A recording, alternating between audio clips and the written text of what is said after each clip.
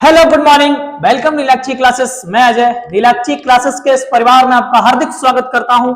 मेरे लाडलो, class 12th के इस मिशन 95 प्लस के तहत जो हमने दीर्घ उत्तरीय प्रश्न लेने का वादा किया था, जो लघु उत्तरीय प्रश्न लेने का वादा किया था, ऐसे सभी क्वेश्चंस, ऐसे सभी इंपॉर्टेंट क्वेश्चन जो आपके एग्जाम के पॉइंट ऑफ व्यू से बहुत ज्यादा इंपॉर्टेंट है, उन सबको कवर करने का जो वादा किया था, उसी सिलसिले में ये चैप्टर नंबर 4 में कवर कर रहा हूं। और जो बच्चे सोच रहे हैं कि सर बहुत पीछे कोर्स है, मैं वादा करता हूं जनवरी के एंड तक आते आते आपका पूरा कोर्स कंप्लीट हो जाएगा। तो अब क्या है, आज हम लेके आए एक बहुत ही जबरदस्त टॉपिक, बहुत ही लल्लन टॉपिक, पूरे 6 नंबर का आपके एग्जाम में आएगा। आज की ये वीडियो आपको पूरे 6 के 6 नंबर देके आएगी। तो कृपया करके अपनी ईयरफोन उठाओ और एकदम ध्यान, एकाग्रता के साथ अपने स्क्रीन पे, चाहे आप लैपटॉप पे देखो, फोन पे देखो, पर पूरा एकाग्रता रखना। बस चंद मिनट चाहिए आपके और पूरे 6 नंबर बायो में हम आपको दिला के रहेंगे। चलिए शुरू करते हैं फिर आज की धमाकेदार लल्लन टॉप क्लास को स्टार्ट करते हैं मेरे लाडलो। चलिए मेरे लाडलो, तो शुरू करते हैं आज की धमाकेदार क्लास को और एक सेशन को, और आप आनंद लीजिए इस सेशन का। हम एक टॉपिक लेके आए हैं, लिंकेज इंग्लिश में बोलते हैं और हिंदी में इसको बोलते हैं क्या, सहलग्नता। सहलग्नता और पुनर्योजन, ये बहुत इंपॉर्टेंट टॉपिक है आपका। चलिए स्टार्ट करते हैं, बहुत ज्यादा वक्त जाया नहीं करेंगे आपका। ईयरफोन, पेन, कॉपी अपने हाथ में रखिए, जो हम बताएं वो लिखते चलना, उसके बाद मजा आएगा मेरे लाडलो इसको पढ़ने में। चलिए सुनते हैं क्या पहला पॉइंट क्या दे रहा है। पहला पॉइंट में लिखा, सहलग्नता मेंडल की वंशागति के स्वतंत्र व्यूहन का नियम है। अच्छा, स्वतंत्र व्यूहन जो था मेंडल का, वो द्विसंकर क्रॉस पर आधारित था, जिसमें उन्होंने बताया था कि जो एक गुणसूत्र होता है, उस पे उपस्थित जो जीन होते हैं वो दूर दूर होते हैं, अलग अलग होते हैं, और वो स्वतंत्र होते हैं अगली पीढ़ी में स्थानांतरित होने के लिए, एवं इसके साथ साथ वो एक दूसरे को प्रभावित नहीं करते हैं। ये मेंडल साहब ने बताया था। तो कह रहे उसी का क्या है, ये स्वतंत्र अव्यूहन नियम का क्या है लाडलो? कहना सर एग्जम्पशन है, ये अपवाद है। पहली बात तो सहलग्नता क्या है, मेंडल के स्वतंत्र अव्यूहन के नियम का अपवाद, पहला पॉइंट। दूसरा क्या कह रहा, सहलग्नता शब्द दिया किसने था, नाम है सट्टन एवं Boveri. Theodor Sutton and Boveri ने इसका प्रतिपादन किया था, दिया था। कब दिया था बेटा? 1909 में। 1909 में ये दिया गया था और इसकी खोज की गई थी। सिंपल सी बात है, दिया था सट्टन और बोवेरी ने। कब दिया था? 1900 में। लेकिन 1909 में, लेकिन क्या है बेटा, कह रहे सहलग्नता को प्रायोगिक यानी जो सत्यापन किया था, प्रयोग करके प्रमाणित किया था कि भैया सहलग्नता होती क्या है, वो काम किसने किया था? उसका नाम है क्या, टी.एच. मॉर्गन। इंग्लिश में टी.एच. मॉर्गन लिख देते हैं बेटा, इसको बोलते हैं थॉमस हंट मॉर्गन, ये इनका पूरा नाम है, ने किया था। इसके बाद अगला पॉइंट हमने लिखा, और हां, चूंकि थॉमस हंट मॉर्गन ने सहलग्नता को प्रयोग करके दर्शाया था, और इसी वजह से टी.एच. मॉर्गन को प्रयोगात्मक आनुवंशिकी का जनक भी कहा जाता है। आनुवंशिकी की जनक तो मेंडल साहब को कहा जाता है, लेकिन प्रयोगात्मक अगर बात करें आनुवंशिकी का जनक, तो वो किसको कहा जाता है? टी.एच. मॉर्गन को। आगे क्या लिखा है, कर कि सहलग्नता का सत्यापन करने के लिए टी.एच. मॉर्गन ने एक मक्खी ली थी। जैसे मेंडल साहब ने एक पौधा लिया था जिसको हम लोग पाइसम सेटा एवं कहते हैं, और उसको कह सकते हैं कि मटर का पौधा, उद्यान मटर थी बेटा, जो उन्होंने क्या करा था, लिया था अपना द्विसंकर क्रॉस कराने में उपयोग किया था, जिसके आधार पर उन्होंने स्वतंत्र व्यूहन का नियम भी दिया था। लेकिन मेंडल साहब ने इस सहलग्नता को आपको बताने के लिए एक मक्खी ली है, जो फल मक्खी है, जो फलों पर रहती है, जिसका नाम है क्या, ड्रोसोफिला मेलानोगैस्टर, पूरा नाम इसका ड्रोसोफिला मेलानोगैस्टर। ये आनुवंशिकी में प्रयोग की थी। मैं फिर बात करता हूं फटाफट। पहला पॉइंट क्या, कि सहलग्नता जो है वो मेंडल के स्वतंत्र व्यूहन के नियम का अपवाद है। प्रतिपादन किसने दिया, खोजा किसने? सट्टन और बोवेरी ने। कब खोजा? 1909 में। अगला पॉइंट कह रहे इसको प्रयोग करके सत्यापित किया किसने? टी.एच. मॉर्गन ने। और इसी वजह से Thomas Hunt Morgan, TH. Morgan को क्या कहा जाता है बेटा? आनुवंशिकी का जनक भी कहा जाता है। और इन्होंने अपने उस अध्ययन को पूर्ण करने के लिए, उस अध्ययन को पूर्ण करने के लिए किसका इस्तेमाल किया? एक फलमक्खी थी जिसका नाम क्या था? ड्रोसोफिला मेलानोगैस्टर नाम की एक फलमक्खी थी, उसके ऊपर उन्होंने अध्ययन किया था। चलिए समझते हैं हम। यहां तो मैंने आपको इस शैलगंता से बेसिक जो नॉलेज है उसके बारे में हमने आपसे बात कर दी। एक स्क्रीनशॉट चिपकाओ बेटा, फिर हम चलते हैं अगले वाली स्लाइड पे। चलिए 1 2, चले नेक्स्ट पॉइंट। अब यहां पर क्या दर्शाने की कोशिश की है? परिभाषा दी है। इस डेफिनेशन को मैं अभी तो पढ़ दे रहा हूं, जब हम पढ़ के लास्ट तक पूरा देखेंगे उसके बाद हम इसको एक्सप्लेन भी कर देंगे आके। तो क्या लिखा? शैलगंता की परिभाषा क्या होती है? कह रहे गुणसूत्र पर उपस्थित जीन का भौतिक रूप से साथ साथ होना शैलगंता कहलाता है। मेरे लालो, कोई गुणसूत्र है, कोई गुणसूत्र है, इस गुणसूत्र पर उपस्थित है जीन। क्या है बेटा? जीन उपस्थित है। जैसे मान लेते हैं एक हमारा है W+ और एक है हमारा M+।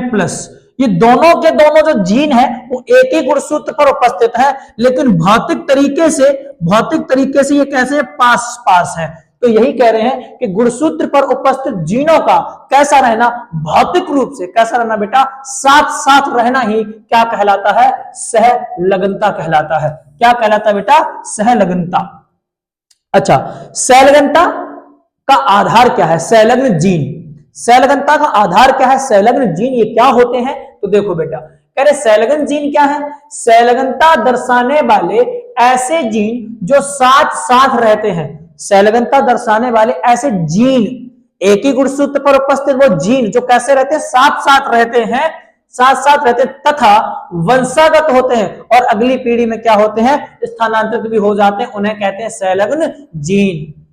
एक गुणसूत्र पर उपस्थित ऐसे जीन जो साथ साथ रहते हैं और अगली पीढ़ी में स्थानांतरित हो जाते हैं, उन्हें हम क्या कहते हैं? संलग्न जीन कहते हैं।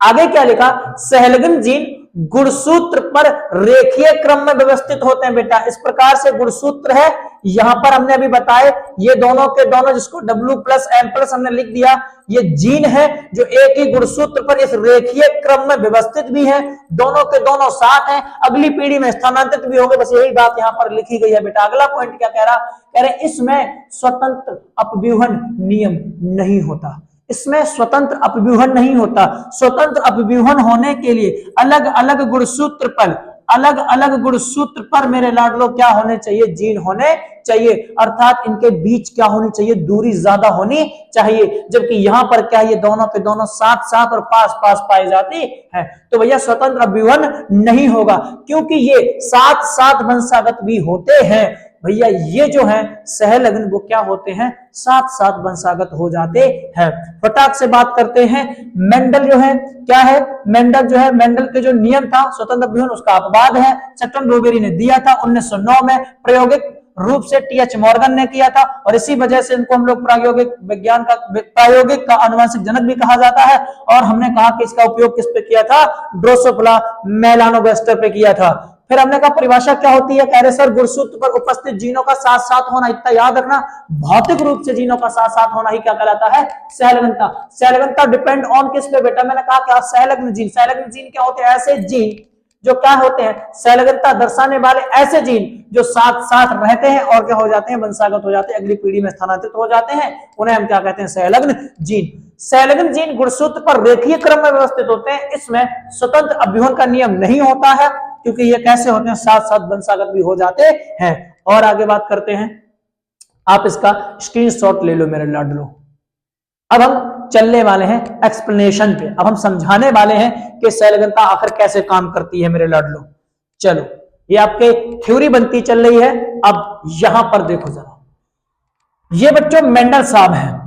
मेंडल के स्वतंत्र अपव्यूहन के नियम में हमने क्या पढ़ा था? मेंडल ने एक जो जनक पीढ़ी ली थी, जनक पीढ़ी की मैं बात करूं बेटा, जनक पीढ़ी जिसको P फॉर पेरेंट्स से लिखा था, जिसमें एक ऐसा बीज था जो गोल और पीला था, जिसको RRY से लिखा था। एक हमारा क्या था? झुर्रीदार और हरा था। प्रथम पीढ़ी निकाली थी, यहां से हमने युग्मक लिया था, एक R एक Y, यहां से हमने लिया था RY। इन दोनों का संकर करा के हमने क्या बनाया था? RY जो हमारा कैसा था? गोल पीला। फिर ये तो हमारी प्रथम पीढ़ी थी जिसमें सभी के सभी गोल पीले निकले थे, लेकिन जैसे ही पीढ़ी नंबर कौन सी आई थी, F2, उस F2 में हमें 4 प्रकार के गुण दिखाई दिए थे, जिनमें 9 जो पौधे थे वो गोल पीले थे, 3 जो थे वो गोल हरे थे, 3 जो थे वो झुर्रीदार पीले थे, और 1 जो था वो क्या था, झुर्रीदार और हरा था। ठीक है, अब समझने की कोशिश करते हैं इस जगह पर। मेरे लाडलो, हमने क्या करा, ये एक गुणसूत्र और एक ये गुणसूत्र, इस गुणसूत्र पर एक जीन पाया जाता है जिसका नाम मैंने लिखा R, एक और गुणसूत्र है जिसके पास एक जीन पाया जाता है जिसका नाम है R, एक दूसरा गुणसूत्र लिया बेटा जिसपे बाई है, एक और गुणसूत्र लिया जिसपे क्या है, और ये सभी के सभी एक कोशिका के अंदर है। किसके अंदर है बेटा, एक कोशिका के अंदर। अब सुनना, जब वंशागत होंगे, जब लक्षण उत्पन्न होंगे, तो ये जो R है वो इस बाई के साथ भी जा सकता है, और ये R जो है वो इस बाई के साथ भी जा सकता है। ऐसे ही ये जो R है वो इस बाई के साथ जा सकता है, और ये R जो है ना इस बाई के साथ भी जा सकता है। अर्थात मेरे लाडलो, यहां पर बन के तैयार होंगे कुल कितने बेटा कहना सर, 4 युग्मक बन के तैयार होंगे। ये 4 संभावनाएं हैं युग्मक बनने की। क्यों बने युग्मक? क्योंकि इन गुणसूत्रों पर उपस्थित जीन जो है वो दोनों के दोनों दूर दूर है, पास पास नहीं है, लग्न नहीं है। लग्न का मतलब पास पास, सहलग्न का मतलब पास पास, जो कि नहीं है, और नहीं है तो वो स्वतंत्र है। किसके लिए कह रहे, इसके साथ पेयर कर सकते हैं, इसके साथ पेयर कर सकते हैं। छोटी यार है, छोटी बड़ी बाई के साथ जा सकती है, छोटी बाई के जा सकती है। कुल मिला के ये 4 युग्मक बन के तैयार होंगे। अब जब इन 4 युग्मकों का ऐसे ही 4 और युग्मकों के साथ संकरण कराया जाता है, तो मेरे लाडलो ये वाली पीढ़ी तैयार होती। इसका नाम हमने लिखा 9-3-3-1, सिंपल। अब बात क्या आई कि सर गोल पीला, ये तो हमें इनकी जनक पीढ़ी में दिख रहा था, झुर्रीदार हरा ये भी हमें इनकी जनक पीढ़ी में दिख रहा था, लेकिन गोल हरा झुर्रीदार पीला, गोल हरा झुर्रीदार पीला, ये दोनों के दोनों नहीं है। कहां नहीं है? जनक पीढ़ी में। तो ये लक्षण कैसे है? कहना सर नए लक्षण हैं। कैसे हैं? नए लक्षण है, और नए लक्षणों को बोलते हैं क्या बेटा? पुनर्योगज लक्षण या फिर नए संयोजन। मेंडल के इस आनुवंशिक प्रयोग में जो मटर पे किया था, उस पे मेरे लाडलो पुनर्योगज लक्षण उत्पन्न हुए थे, जो 3 और 3 कितने हैं? 6 हैं, जबकि 10 लक्षण जो थे वो कैसे थे? वो लक्षण हमारे क्या थे? जनकीय लक्षण थे। इतनी ज्यादा मात्रा में नए लक्षणों का उत्पन्न होना क्यों? क्योंकि वो जीन जो है वो कैसे हैं? स्वतंत्र है, अलग अलग है, अलग अलग गुणसूत्र पर भी पाए जाते हैं, इसीलिए वो कैसे हैं? अलग अलग है, सहलग्न नहीं है, उनके बीच में लगनता नहीं है, अर्थात वो कैसे हैं? दूर दूर है। ये बात किसकी थी बेटा? मेंडल साहब की। किसकी बात थी? मेंडल साहब की।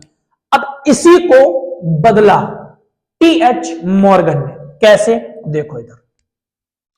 अच्छा, मेंडल साहब के संकट में कुल बच्चे कितने बने थे? कुल कितने नए पादप बने थे? 16 बने थे, जिनमें से 10 ऐसे थे बेटा, 10 ऐसे थे, 9 और 1 10, जो किस प्रकार के लक्षण थे? जो जनक में पाए गए थे, जिन्हें हम जनकीय लक्षण भी कह सकते हैं, जनकीय लक्षण कह सकते हैं।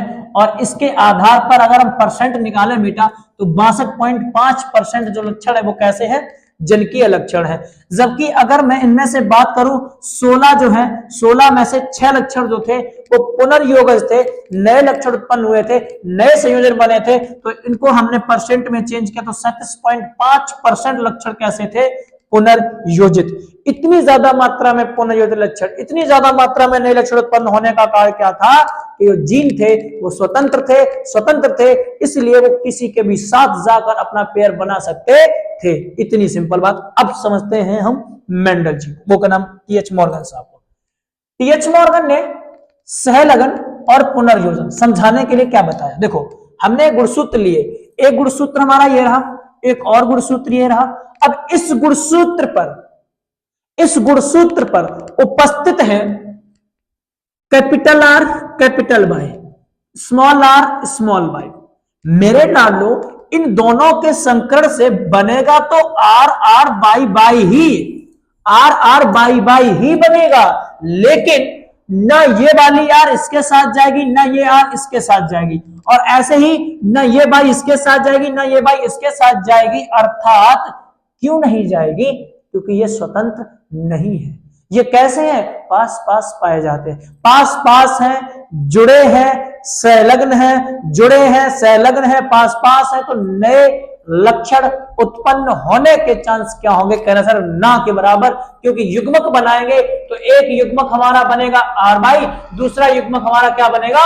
आर बाई, और ये हमारे क्या है बेटा? कहना सर संलग्न जीन है, अर्थात ना ये आर इसके साथ जाएगी ना ये आर इसके साथ जाएगी ना ये वाली आर इसके साथ जाएगी, इनके साथ जाएगी, बोलो है ना?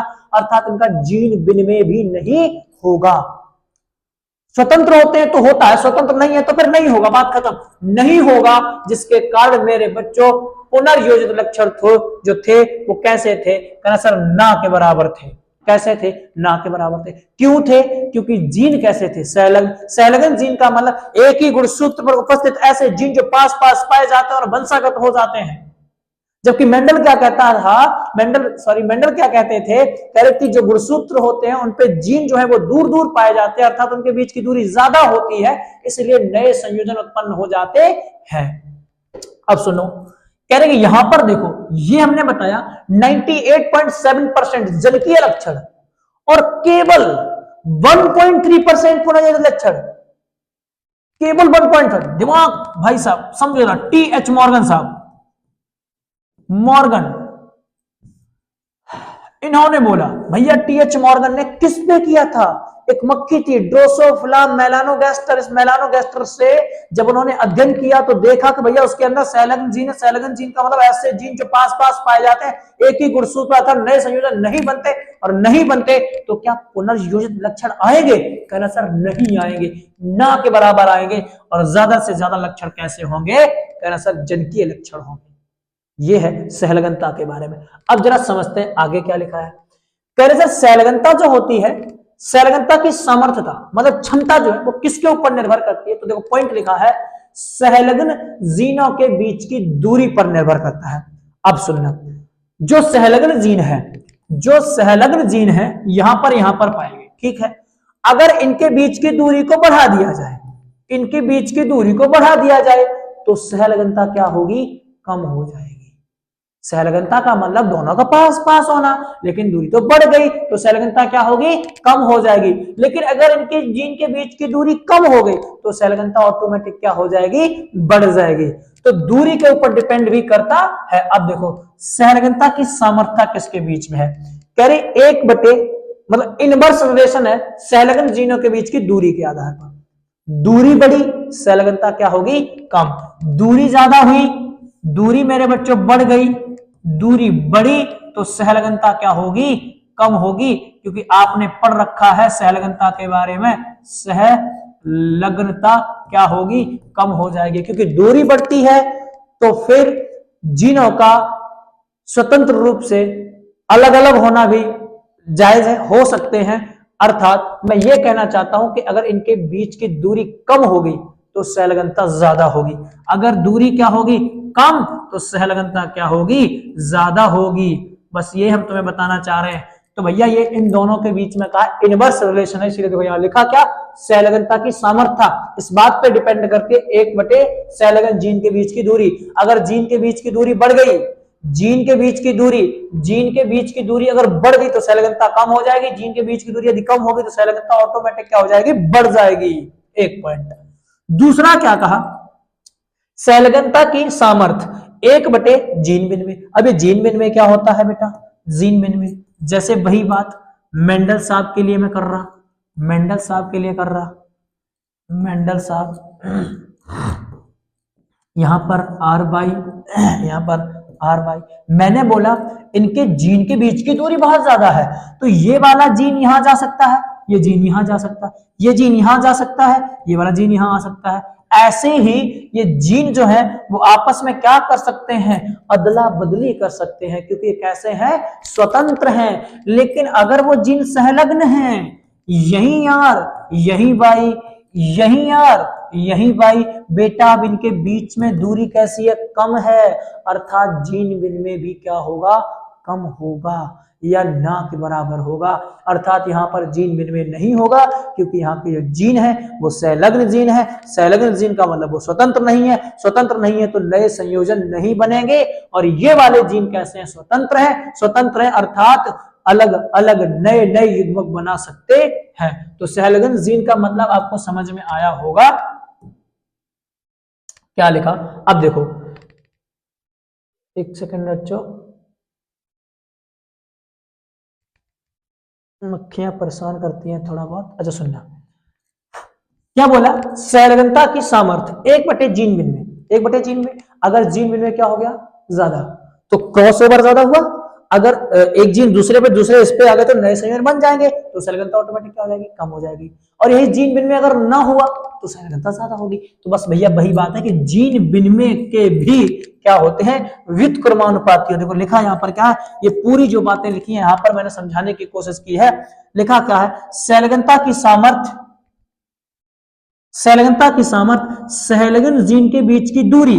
पहली बात, दूरी बड़ी संलग्नता कम, दूरी कम संलग्नता ज्यादा। मेरे बच्चों जीन विनिमय, जीन विनिमय और नए संयोजन, जीन विनिमय ज्यादा हुआ, जीन विनिमय ज्यादा संलग्नता कम हो गई। जीन विनिमय नहीं हुआ तो संलग्नता क्या होगी, ज्यादा होगी। मेरे लाडलो संयोजन के कैसे होते हैं, व्युत्क्रमानुपाती होते हैं, एक दूसरे से विपरीतार्थक रूप से जुड़े होते हैं। स्क्रीनशॉट ले लो बेटा, इसका लेने की जरूरत नहीं है। और इस वाले का स्क्रीनशॉट हम लोग पहले ले चुके हैं, ये हो गया था, ये भी ले लिया था। उसके बाद इनका लेना जरूरत नहीं है, इसका आप स्क्रीनशॉट ले लो। फिर चलते अगली स्लाइड पे। चलो अब यहां पर क्या दिया गया है, यहां पर ड्रोसोफिला मेलानोगास्टर में अनेक विपर्यासी लक्षण पाए जाते हैं। जैसे मेंडल साहब के अनेक विपर्यासी लक्षण वो 7 हमने आपको पढ़ाए थे, पाए गए थे, उसी प्रकार से इस ड्रोसोफिला मक्खी में ये 3 विशेष प्रकार के लक्षण पाए जाते हैं, जिनमें पहला है क्या, शरीर का रंग, आंखों या नेत्र का रंग और पंख का आकार। देखो शरीर का रंग एक है भूरा, क्या है बेटा, भूरा, जिसको बाई+ से दर्शाया गया। एक है पीला, जिसको किससे दर्शाया गया है, जिसको दर्शाया गया है बाई से। एक नेत्र का है जिसमें लाल रंग जो है उसको बाई से दर्शाया, W से दर्शाया, W+ से, और एक श्वेत है जिसको W से दर्शाया गया है। पंख का आकार भी 2 प्रकार के होते हैं, एक सामान्य प्रकार के होते हैं जिनको M+ से दर्शा देंगे बेटा हम, और एक और है लघुतर पंख। लघुतर पंख का मतलब छोटे पंख, लघु पंख, छोटे पंख, जिनको हम किससे दर्शाएंगे, M से दर्शाएंगे। अभी इनका प्रयोग करने वाले हैं।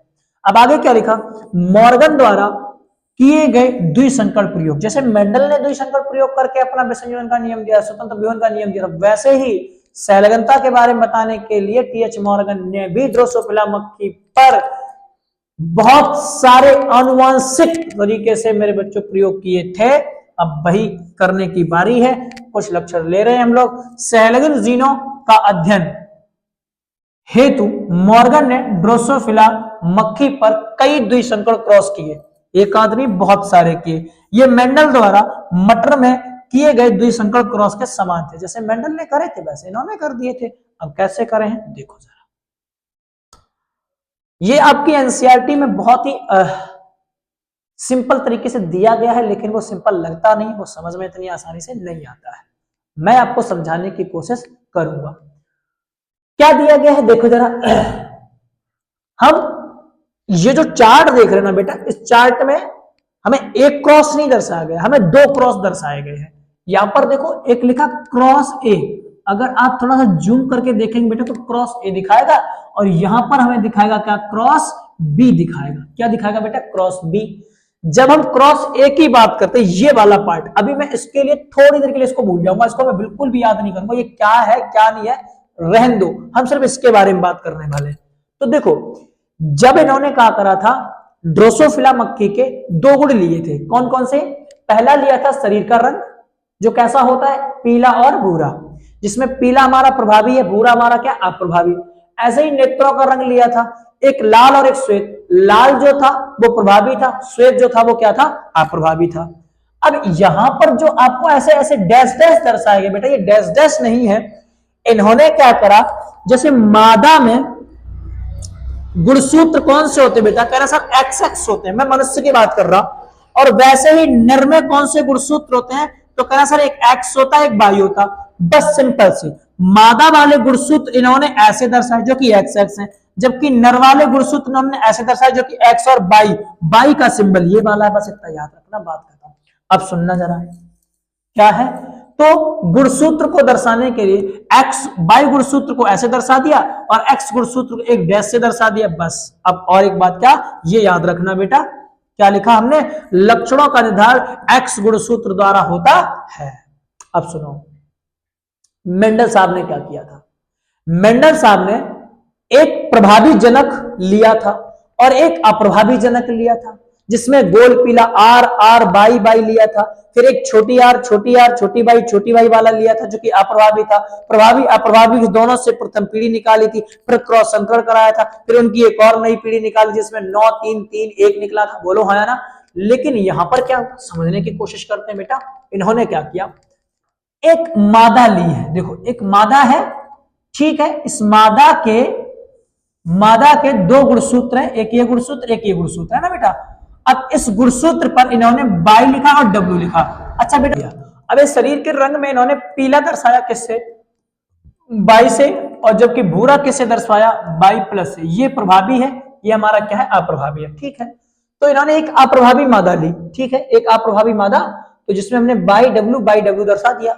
एक प्रभावी नर लिया, अब बाई गुणसूत्र से लेना देना है ही नहीं, क्योंकि निर्धारण कौन करेगा, एक्स गुणसूत्र, तो एक्स गुणसूत्र ये प्रभावी नर है, क्योंकि यहां पर देखो जरा क्या दिया, बाई प्लस दिया और डब्ल्यू भी क्या दिया है, प्लस।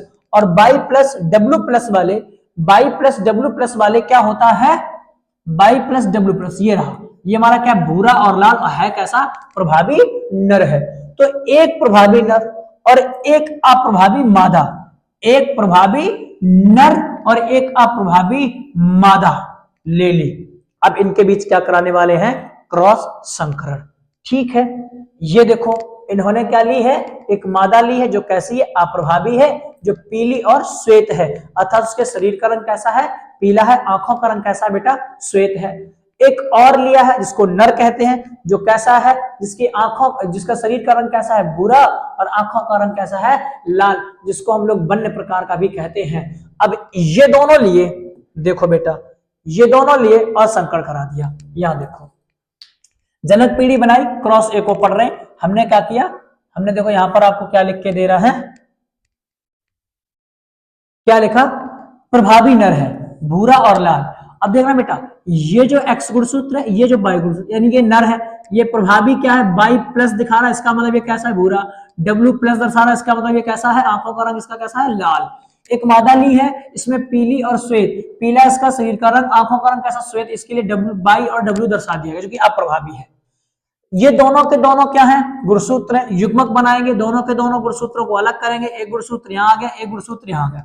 ऐसे ही मेरे बच्चों यहाँ पर भी हमने गुणसूत्रों को क्या कर लिया, अलग अलग कर दिया, जो हमारा विसंयोजन का नियम होता है जिसको हम लोग युग्मक बनाते हैं, सारे युग्मक बन गए। फिर एक गुणसूत्र इस वाले को हमने इसके साथ टच किया और यही गुणसूत्र को मैंने इसके साथ टच किया, वापस से जो नर वाला गुणसूत्र बाई का है वो भी किया, और ये ऐसे करके हमने क्या कर दिए, संकरण करा दिए। यहां पर आप देख पाएंगे कि जो Y plus W plus Y और W, Y plus W plus Y और डब्ल्यू, यहां पर ये नर बना है जिसके पास बाई डब्ल्यू, नर बना इसके पास बाई डब्ल्यू। मेरे लाडलो भूरा लाल भूरा लाल भूरा लाल, पीला श्वेत पीला श्वेत, दिख रहा ना हमें। अरे मेरे लाडलो मैं ये कहना चाह रहा कि यहां पर बस इतना हुआ कि मादा जो थी वो कैसी हो गई, प्रभावी हो गई, जबकि नर जो था वो कैसा हो गया, अप्रभावी हो गया। क्या हो गया, अप्रभावी। ये हमारी कौन सी पीढ़ी है बेटा, प्रथम पीढ़ी। अब इस प्रथम पीढ़ी में इन दोनों मादाओं को देखो, सेम दिख रही है बेटा, दोनों मादाएं कैसी हैं, सेम है। इनको देखो जरा, ये भी दोनों नर कैसे हैं, सेम है। तो इसमें से एक मादा और एक नर हमने ले लिए अगली पीढ़ी प्राप्त करने के लिए। ये प्रथम पीढ़ी थी, ये हमारे जनक पीढ़ी से हमें युग्मक बने, युग्मक से हमने संकर करा के ये वाली पीढ़ी बनाई जिसको हमने प्रथम पीढ़ी, जिसमें 4 संतानें बनी। चारों संतानों में से 2 मादाएं 2 नर बने, 2 मादाएं दोनों प्रभावी, 2 नर दोनों अप्रभावी, यही बन के तैयार हुआ। तो 2 मादाएं दोनों की दोनों एक जैसी, तो इसमें से एक हमने ले ली, दोनों नर एक जैसे, इसमें से भी एक हमने नर ले लिया और लेके आ गए यहाँ पर। देखो बेटा, अब हम संकर कराने वाले हैं नया। देखो प्रथम पीढ़ी कैसी बनी बेटा, यहां देखो मादा हमारी क्या है, प्रभावी, by plus W plus by W, Y plus W plus by W, ये हमारी क्या है, कहना सर ये मादा है, मादा है। इसके शरीर का रंग कैसा है बेटा, तो कहना सर भूरा है, कैसा है, भूरा है। और आंखों का रंग कैसा है बेटा, लाल है, कैसा है, लाल है, खत्म बात। ये हमारा क्या बना था बेटा, प्रथम पीढ़ी में नर बना था, जो कैसा था, कहना सर पीला था शरीर का रंग, और आंखों का रंग कैसा था, कहना सर श्वेत था, जो कि अप्रभावी बना था। अब इन दोनों के बीच संकर करा दो, ये लो। पहले क्रॉस ए में हमने क्या कराया, पीले शरीर वाले बाई तथा श्वेत आंखों वाले डब्लू, यानी बाई डब्लू वाली मादा, वाली मादा, बोलो बेटा, यहां पर भी बाई डब्लू वाली मादा। भूरे शरीर वाला बाई प्लस डब्लू प्लस तथा लाल आंख वाला वन्य प्रकार वाले नर के साथ क्रॉस कराया था, वन्य प्रकार वाले नर के साथ। यही तो हमने लिखा है, क्रॉस ए में क्या कराया, यही तो कराया बेटा, अप्रभावी मादा प्रभावी नर के साथ बस क्रॉस कराया, यही तो लिखा मैंने। यहां जो मैंने कराया है वो हमने यहां आपको लिख के दे दिया है, सिंपल सी बात। अब अगले पॉइंट की मैं अगर बात करूं, यहां देखो, ये है आपका क्लियर कट, सुनना जरा। जैसे ही हमने संकरण कराया, उस संकरण से भैया जैसे ये है, यहां से हम फिर से 4 युग्मक बनाएंगे, बाई प्लस डब्ल्यू प्लस और by W, Y plus W plus और एक बाई गुणसूत्र, चारों को मिलाएंगे, बोलो, चारों को मिलाएंगे तो 4 नई संतानें आएंगी, जो कि ये दिख रही है, आई ना 4 नई संतानें, और एक अगर दूसरे वाले को मिलाएंगे तो 4 और नई संतानें आएंगी, बोलो हाँ या ना। तो अर्थात कितनी संतानें बनेंगी बेटा, 8 संतानें बनेंगी। अब मेंडल ने अपने द्विसंकर क्रॉस में एक अनुपात निकाला था, 9:3:3:1, जबकि टीएच मॉर्गन साहब ने क्या किया, टीएच मॉर्गन साहब ने क्या ये किया है, पहला क्रॉस जिसमें 2 रंग लिए, एक शरीर का रंग एक आंख का रंग, दोनों में संकर कराया, ये आया। उनसे एक और पीढ़ी बनाने की कोशिश की, तो एक और पीढ़ी बनाई, और इस और एक पीढ़ी में मेरे बच्चों का हुआ रिजल्ट देखो, 98.7% लक्षण किसके थे, जनक के। 98.7% लक्षण किसके थे, जनक के, जबकि 1.3% लक्षण किसके थे, कहना सर पुनर्योजित लक्षण। कैसे थे पुनर्योजित लक्षण भैया, मात्र इतने, हाँ इतने, क्यों, क्योंकि भैया यहाँ का है, कहना सर एक ही गुणसूत्र है, उस पर जीन है जो पास पास है, जिन्हें हम संलग्न जीन कहते हैं, अर्थात इन जीन के बीच में, जीन के बीच की दूरी बहुत कम है, जीन विनिमय नहीं हो रहा, जीन विनिमय नहीं होगा, जीन के बीच की दूरी कम होगी तो संलग्नता ज्यादा होगी, यही तो दर्शा रहा संलग्नता ज्यादा है, यही संलग्नता दर्शा रहा। ये हमारा किसका खेल है, ये हमारा खेल है कौशे का, क्रॉस ए का। अब एक और बात समझो बेटा, वापस से फिर हम चलते हैं, अब हम थोड़ी देर के लिए इसको भूल जा रहे हैं, अब हम सीधे चल रहे कौन से पे, क्रॉस बी पे। अब इस क्रॉस बी पे क्या करा गया, देखो 2 फिर से रंग लिए गए, एक लिया गया आंखों का रंग, दूसरा लिया है पंखों का आकार। आंखों का रंग तो भाई हमने पढ़ा था श्वेत और लाल, लाल हमारा प्रभावी था, श्वेत हमारा अप्रभावी था। पंखों का रंग हमने पढ़ा, एक लघुतर पंख यानी छोटे पंख और एक सामान्य पंख, है ना।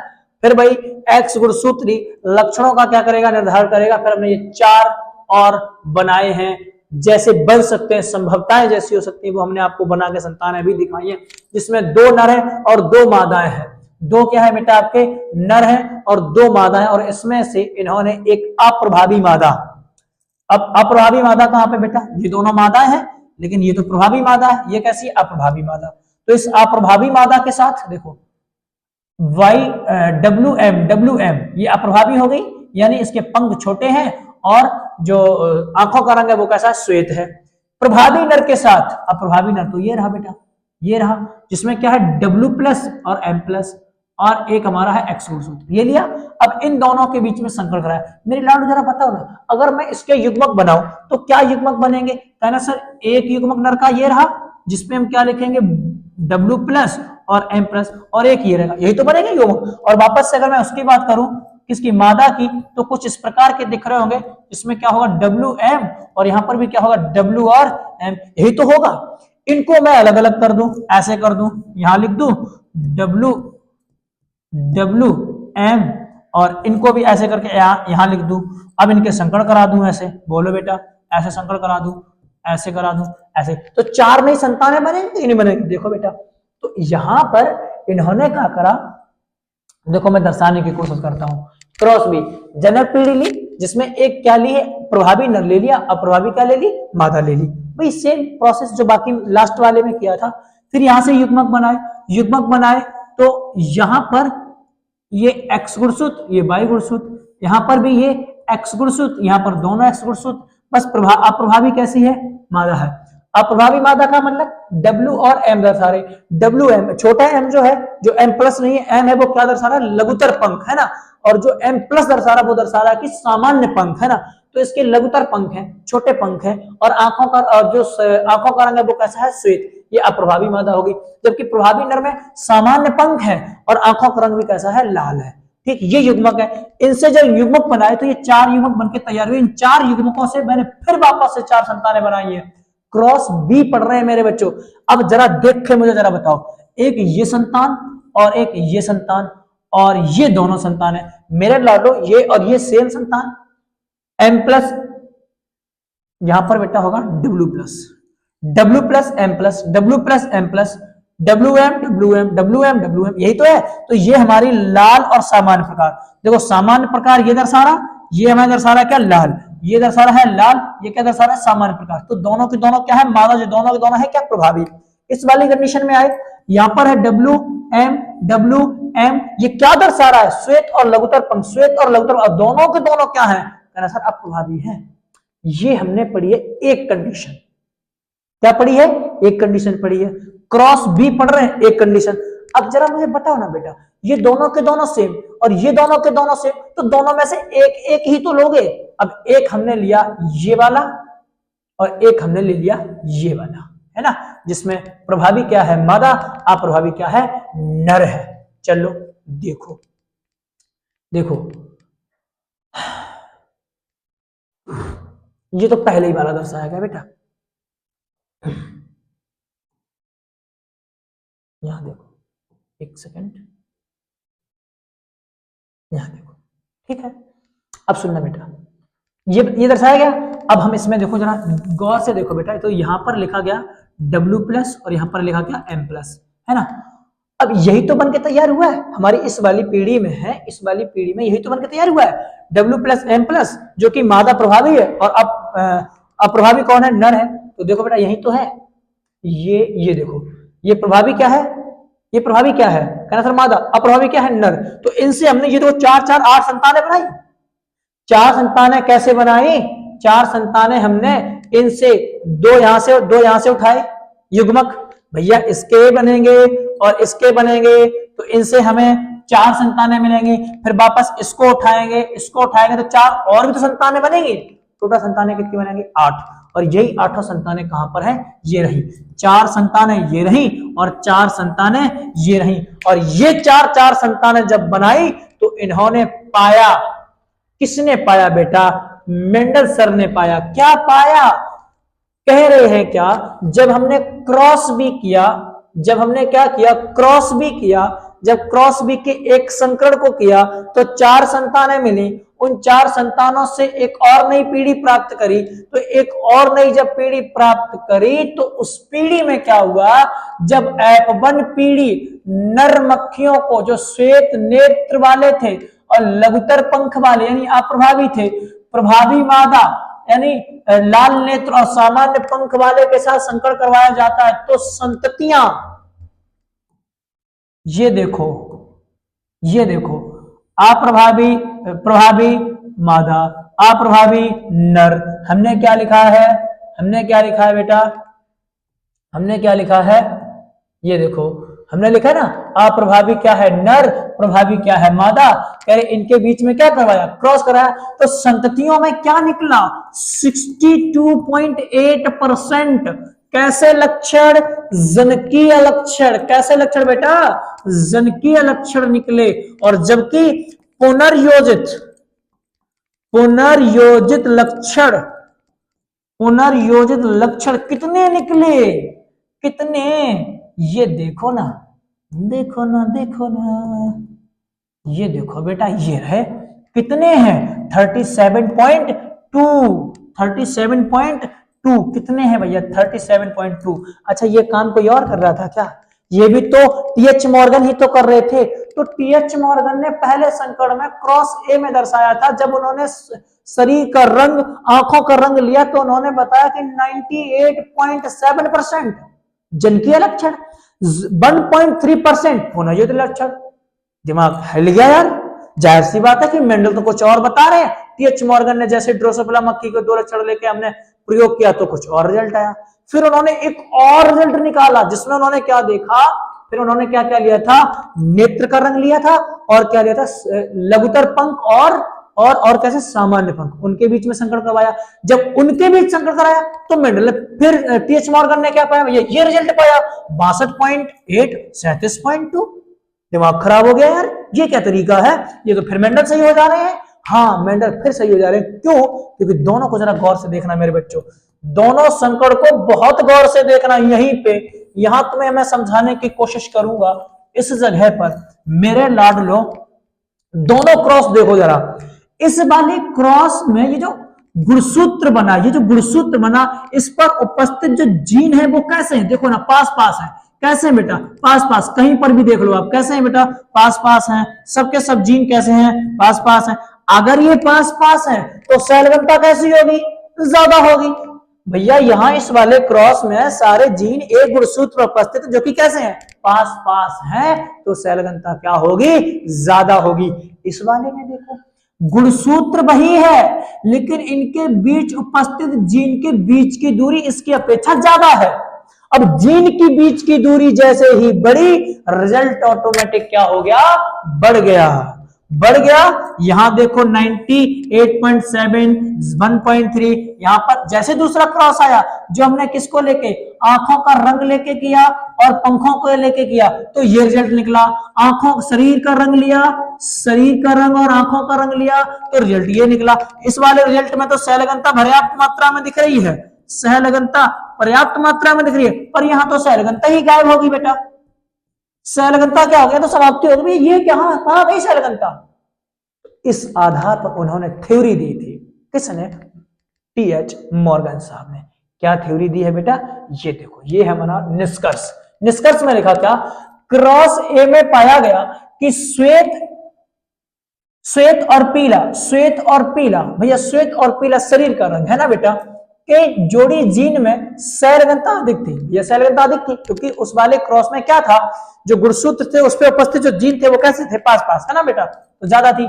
इसमें पुनर्योजन लक्षण कितने आए थे, 1.3%, जबकि क्रॉस बी में श्वेत और लघुपंख, बोला ना बेटा मैंने, जैसे ही नेत्र का रंग लिया और पंखों का रंग लिया मेरे लाडलो, उस कंडीशन में पुनर्योजन लक्षण का अनुपात क्या हो गया था, सीधा 37.2, शतक से बढ़ के इतनी दूर पहुंच गया। अब बोला क्यों, क्योंकि अर्थात वहां सेल घनता क्या थी, कम थी। अर्थात जैसे जैसे उपस्थित गुणसूत्र पर जीन के बीच की दूरी बढ़ेगी, जीन के बीच की दूरी बढ़ेगी, सेल घनता ऑटोमेटिक क्या हो जाएगी, बढ़ नहीं जाएगी। दूरी बढ़ गई तो सेल घनता कम हो गई, दूरी घट गई सेल घनता भी बढ़ गई, उल्टा होता है बेटा। देखो क्या लिखा है, द्विसंकर क्रॉस में जब एक सामान्य गुणसूत्र पर स्थित दो जोड़ी जीन की वंशागति का अध्ययन किया जाता है तो उनके जनकीय संयोजन के अनुपात पुनर्योगज यानी नए लक्षण उत्पन्न करने में बहुत अधिक प्राप्त होते हैं।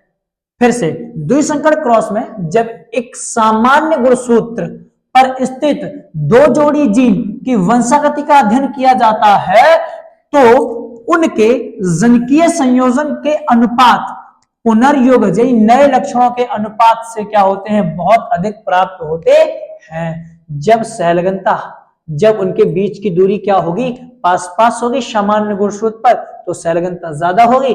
लेकिन अगर पास पास की दूरी अगर बढ़ गई तो सहलगनता ऑटोमेटिक क्या हो जाएगी, पास पास की दूरी अगर बढ़ गई सहलगनता ऑटोमेटिक क्या होगी, कम होगी। अर्थात ये उन्होंने निष्कर्ष दिया कि जनिकीय संयोजन क्या थे, ये वाले, पुनः यौगिक संयोजन क्या थे, ये वाले, और ये किस में थे, कहना सर ये क्रॉस ए में थे। जबकि क्रॉस बी की बात मैं करूं तो क्रॉस बी में हमने पाया था 37.2 और 68.8, ऐसा कुछ था ना बेटा, 62.8 ये पाया था हमने क्रॉस बी में, और ये हमने किस में पाया था, क्रॉस ए में।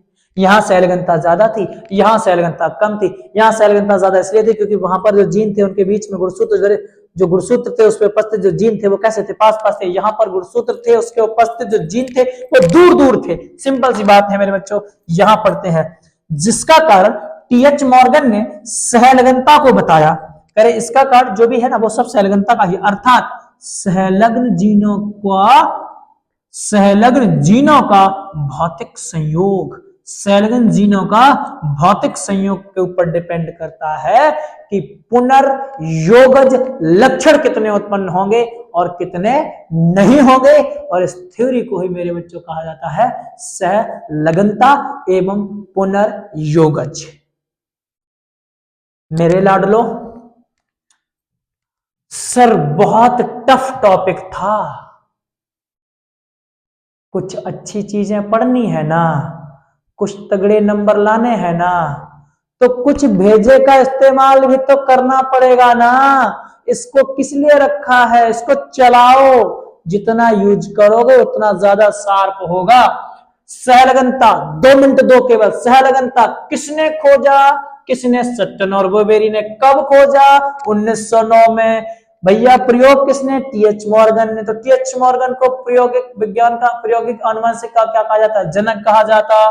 टीएच मॉर्गन ने कौन सी मक्खी ली, ड्रोसोफिला मेलानोगास्टर मक्खी ली थी, जैसे मटर का पौधा लिया गया था उधर धान मटर। और मेंडल साहब की वंशागति के स्वतंत्र विवरण का ये नियम का अपवाद भी है। सहलगनता की परिभाषा क्या थी, गुणसूत्र उपस्थित जीनों का भौतिक रूप से क्या होना, साथ साथ होना ही कहलाता है क्या, सहलगनता। सहलगनता डिपेंड करती है सहलगन जीन पर। सहलगन जीन क्या होते हैं, ऐसे सहलगनता को दर्शाने वाले ऐसे जीन जो साथ साथ रहते हैं तथा वंशागत होते हैं, उन्हें सहलगन जीन कहा जाता है। अगला पॉइंट लिखा, सहलगन जीन गुणसूत्र पर रेखीय क्रम में व्यवस्थित होते हैं। आगे क्या लिखा, सहलगन जो होते हैं, सहलगन जीन, इसमें स्वतंत्र अभिवन नहीं होता, और क्योंकि ये कैसे होते हैं, साथ साथ वंशागत होते हैं। ये मैंने बताया, ये मैंने मेंडल की सहलगनता के बारे में, मेंडल के स्वतंत्र अभिवन नियम के बारे में बताया आपको। फिर मैंने आपको बताया क्या कि जो सहलगन ये जो है निर्णय है आपके किसके, मेंडल साहब के। फिर मैंने जो बात करी, मैंने कहा सहलगन और पुनर्योजन में फर्क क्या है भैया, तो यहाँ पर जो गुणसूत्र हमने दर्शाए, कोशिका के अंदर गुणसूत्र है, वहां पर जो जीन है एक ही गुणसूत्र पास पास पाए गए हैं, तो भैया नए संयोजन नहीं आएंगे। नए संयोजन नहीं आएंगे तो नए पुनर्योजन लक्षण भी तो उत्पन्न नहीं होंगे, और नहीं होंगे तो रिजल्ट ये आएगा। रिजल्ट ये आएगा, इसमें क्या बताया गया, 98.7% जनिकीय लक्षण, 1.3% क्या है, पुनर्योजन लक्षण है भैया। जाहिर सी बात है, ये बात किसने कही थी, टीएच मॉर्गन है। मत्था हिल गया था टीएच मॉर्गन का, भैया ऐसे कैसे हो सकता है, मेंडल तो कुछ और बता के गए। मेंडल कह रहे कि 62.5%, 37.5%, यहाँ क्या निकल रहा है ना। तो यही बात थी भैया। फिर इसके बाद इन्होंने इसको प्रूफ करने के लिए इन्होंने ये थ्योरी दी थी। इन्होंने कहा था सहलगनता देते ना, वो सहलगन का मतलब जीन के बीच की दूरी के ऊपर डिपेंड करता है ना। तो यहाँ देखो क्या लिखा, सहलगन जीन के बीच की दूरी अगर ज्यादा होगी तो सहलगनता क्या होगी, कम होगी। जीन विनिमय क्या होगा, ज्यादा होगा तो सहलगनता क्या होगी, कम। जीन विनिमय बदला है ना, अदली बदली कम तो सहलगनता ज्यादा, अदली बदली ज्यादा तो सहलगनता कम। जीन के बीच की दूरी ज्यादा तो सहलगनता कम, और जीन के बीच की दूरी कम तो सहलगनता ज्यादा। सिंपल सी बात, ये यहाँ पर लिख दिया। सहलगनता की सामर्थ्य जो है ना, सहलगन बीच की दूरी तथा जीन विनिमय के दोनों के क्या होता है, व्युत्क्रमानुपाती होता है। आई थॉट ये बात आप अच्छे से समझ पा रहे होंगे जो मैंने आपको पढ़ाने की कोशिश की है। फिर इन्होंने अपने प्रयोग में क्या, ड्रोसोफिला मेलानोगास्टर लिया, उसके 3 गुण लिए, जिसमें 82 लक्षण, शरीर का रंग, आंखों का रंग, पंख का आकार लिया। पहले में अध्ययन किया था, जैसे मेंडल साहब ने किया वैसे इन्होंने अध्ययन किया।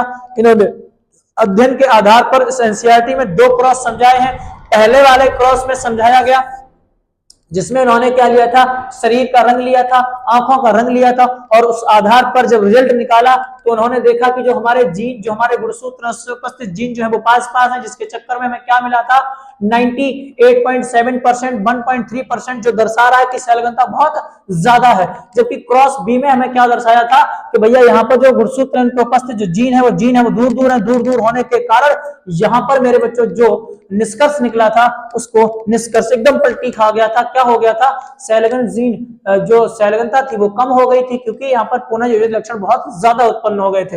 इसके बाद की अगर मैं बात करूं तो ये जो क्रॉस है वो मैंने आपको क्रॉस दर्शाने की कोशिश की है, जैसे बाकी जो दर्शाया गया है इनके माध्यम से उसी को मैंने आपको एक्सप्लेन कर दिया है। ये हमारा क्रॉस फर्स्ट मैंने पहले दर्शाया, क्रॉस सेकंड मैंने आपको बाद में दर्शा दिया, और इन दोनों के आधार पर ही ये निष्कर्ष दिया गया था कि क्रॉस ए में जो भी श्वेत यानी ऐसे जो अप्रभावी श्वेत और पीला जोड़ी वाला एक लक्षण लिया गया था, जो शैलगंता की क्या करती थी, शैलगंता अधिक थी।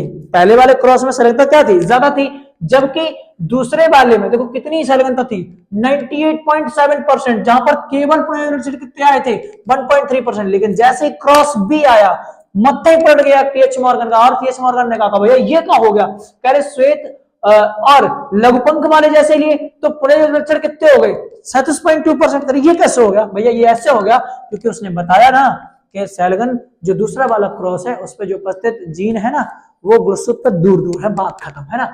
और उसी आधार पर ये थ्योरी दे दी, द्विसंकर क्रॉस में जब एक सामान्य गुणसूत्र पर स्थित दो जोड़ी जीन की वंशागति का अध्ययन किया जाता है तो उनके जनकीय संयोजन के अनुपात पुनर्योगज के अनुपात में क्या होते हैं, बहुत अधिक होते हैं। जनकीय अनुपात ज्यादा होते हैं, पुनर्योगज कम होते हैं, बात खत्म। और ये रिजल्ट इन्होंने क्रॉस ए के आधार पे दे दिया, इसका यहां निष्कर्ष दिया, जिसका कारण टीएच मॉर्गन ने बताया था। क्या बताया था, शैलगंता शैलगन जीनों का भौतिक संयोग। अब आपसे एक गुजारिश है मेरे लाडलो, इस टॉपिक को एक एक स्लाइड करके आप लिख लो, एक एक पॉइंट आप समझ लो, और फिर भी अगर आपको समझ में नहीं आता है तो इस वीडियो को कृपया करके रिवाइंड करके दोबारा देख लो। हमें यह लगता है कि पुनर्योगज से और शैलगंता से आपका एक भी क्वेश्चन बाहर नहीं जाएगा, और यहां से आपको 6 नंबर का ये प्रॉपर एज इट इज छपा मिलेगा मेरे लाडलो। नहीं तो मैं 2026 में आपको शकल नहीं दिखाऊंगा अगर ये क्वेश्चन आपको दिखाई ना दिया एग्जाम में तो। और मैं एक बात कहता हूं मेरे बच्चों, आपसे शैलगंता और पुनर्योगज लक्षण के बीच में अंतर पूछा जा सकता है, उस पर ध्यान देना। आपसे अनुपात पूछा जा सकता है, उस पर ध्यान देना। दिया किसने, उस पर ध्यान देना। कौन इसके प्रतिपादक थे, कब इसका प्रतिपादक हुआ, हर चीज पे ध्यान देना बेटा। यहां से आपको एग्जाम में 8 से 10 नंबर का क्वेश्चन इस एकमात्र वीडियो से देखने को मिलेगा। ठीक है, अपना ख्याल रखिए, मस्त रहिए। हम मिलेंगे एक और लल्लन टॉप धमाकेदार वीडियो के साथ, आपके साथ जुड़ेंगे आकर। और हाँ, अब यह सिलसिला जैसे जैसे जनवरी आ रही है, जनवरी पहली से स्टार्ट करेंगे और ये सिलसिला आपका ऐसे ही चलता रहेगा। अपना ख्याल रखिए, और इस 1 तारीख को लेकर बेटा अपने अपने परिवार में सबके साथ खुशियों को बांटिए। मस्त रहिए, ख्याल रखिए। जय हिंद, जय भारत मेरे लाडलो।